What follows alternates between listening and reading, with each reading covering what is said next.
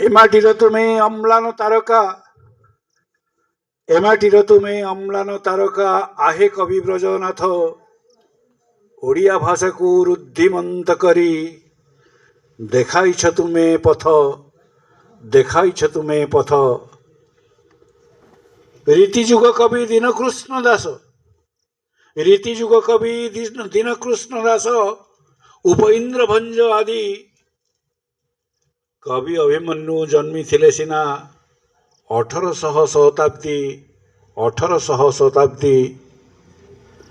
ବହୁ ପ୍ରତିଭାର ଅଧିକାରୀ ତୁମେ, ବହୁ ପ୍ରତିଭାର ଅଧିକାରୀ ତୁମେ ଥିଲ ବ୍ରଜନାଥ ସିନା।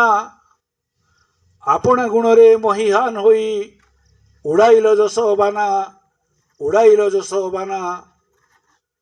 ନାନା ରଙ୍ଗେ ପୁଣି ନାନା ଢଙ୍ଗେ ସିନା, ନାନା ରଙ୍ଗେ ପୁଣି ନାନା ଢଙ୍ଗେ ସିନା ଲେଖିଲ କାବ୍ୟ କବିତା।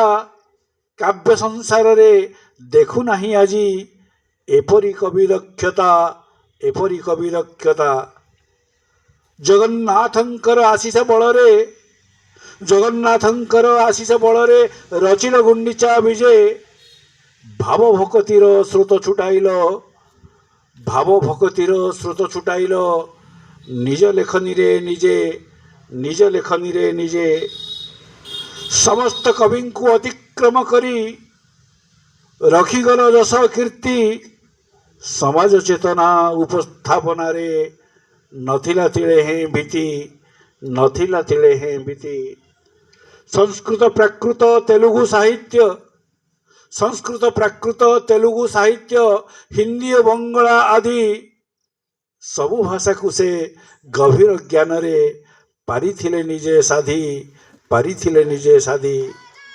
ତାଙ୍କ ରଚନାରେ ପଡ଼ୋଶୀ ରାଜ୍ୟର, ତାଙ୍କ ରଚନାରେ ପଡ଼ୋଶୀ ରାଜ୍ୟର ଭାଷା ପରମ୍ପରା ଦିଶେ।